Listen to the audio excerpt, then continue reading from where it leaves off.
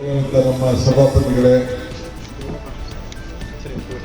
ಎಲ್ಲ ವೇದಿಕೆಗಳು, ಎಲ್ಲ ಗಣ್ಯರೇ, ಮಂತ್ರಿಗಳೇ, ಸ್ನೇಹಿತರೆ, ನಮ್ಮ ಸ್ಪೀಕರ್ ಸಾಹೇಬರು ಏನಾದ್ರು ಒಂದು ಹೊಸ ದಾಖಲೆಗಳನ್ನು ನಿರ್ಮಾಣ ಮಾಡ್ತಾ ಇದ್ದಾರೆ.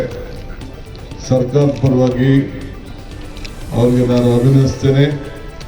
ಇವತ್ತು ಸುವರ್ಣಸೌಧದಲ್ಲಿ ನಮ್ಮ ಮಹಾತ್ಮ ಗಾಂಧೀಜಿಯವ್ರನ್ನ ಏನು ಇಲ್ಲಿ ಕೂರಿಸಲಿಕ್ಕೆ ಬಹಳ ಶ್ರಮಪಟ್ಟು ಒಂದು ಐತಿಹಾಸಿಕ ತೀರ್ಮಾನ ಮಾಡಿ ಗಾಂಧೀಜಿಯವರ 100 ವರ್ಷದ ಇತಿಹಾಸ, ಅವರು ಸ್ವಾತಂತ್ರ್ಯದ ಜವಾಬ್ದಾರಿ ತೆಗೆದುಕೊಂಡಂತ 100 ವರ್ಷದ ಇತಿಹಾಸವನ್ನ ಇಲ್ಲಿ ಅವತ್ತು ಖರ್ಗೆ ಸಾಹೇಬರು, ಪ್ರಿಯಾಂಕಾ ಗಾಂಧಿ ಅವರು, ಮುಖ್ಯಮಂತ್ರಿಗಳು ಮತ್ತೆಲ್ಲ ನಮ್ಮ ರಾಷ್ಟ್ರದ ನಾಯಕರೆಲ್ಲ ಕೂಡ ಬಂದು ಮಾಡಿದ್ರು.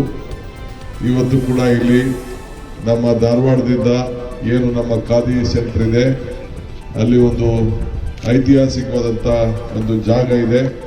ಆ ಜಾಗದಿಂದ ಇವತ್ತು ಮತ್ತೆ ಈ ತ್ರಿವರ್ಣ ಧ್ವಜವನ್ನು ಇಲ್ಲಿ ತಯಾರು ಮಾಡಿಸಿ ಈ ಸುವರ್ಣಸೌಧದಲ್ಲಿ ಇವತ್ತು ಅದನ್ನು ಪ್ರದರ್ಶನ ಮಾಡಿ ನಮ್ಮೆಲ್ಲರೂ ಕೂಡ ಈ ದೇಶದ ಭಕ್ತಿಯನ್ನು ಮೂಡುವಂಥದ್ದು, ನಮ್ಮ ಮುಂದಿನ ಪೀಳಿಗೆಗೆ ಒಂದು ಹೊಸ ಸಂದೇಶವನ್ನು ಕಳಿಸುವಂಥ ಕೆಲಸ ಇವತ್ತು ನಮ್ಮ ಸುವರ್ಣಸೌಧದಲ್ಲಿ ನಡೆದಿದೆ.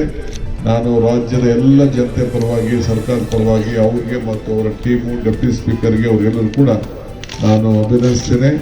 ಇದು ಬಹಳ ಒಳ್ಳೆಯ ಕೆಲಸ. ಇದೆಲ್ಲ ಕೂಡ ನಮ್ಮೆಲ್ಲರೂ ಕೂಡ ಮಾದರಿಯಾಗಿ ಇವತ್ತು ಚೆನ್ನಾಗಿ ಕೆಲಸ ನಡೆದಿದೆ. ಎಲ್ಲರೂ ಕೂಡ ಶುಭವಾಗಲಿ.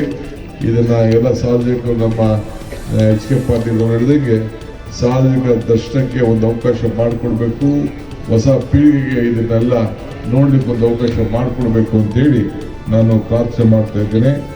ಇದು ರಾಷ್ಟ್ರದ ಧ್ವಜ.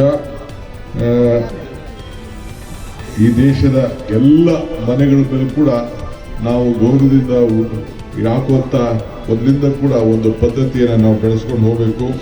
ನಮ್ಮ ಹೆಗಲ ಮೇಲೆ ಯಾವಾಗಲೂ ಕೂಡ ಇದೇ ಬಣ್ಣದ ಧ್ವಜವನ್ನು ಹಾಕುವಂತ ಒಂದು ಭಾಗ್ಯ ನಮ್ಮೆಲ್ಲ ಕಾಂಗ್ರೆಸ್ಸಿಗರಿಗೂ ಇವತ್ತು ಹಿಂದೆಲ್ಲ ಕೂಡ ನಮಗೆ ಸಿಕ್ಕಿದೆ.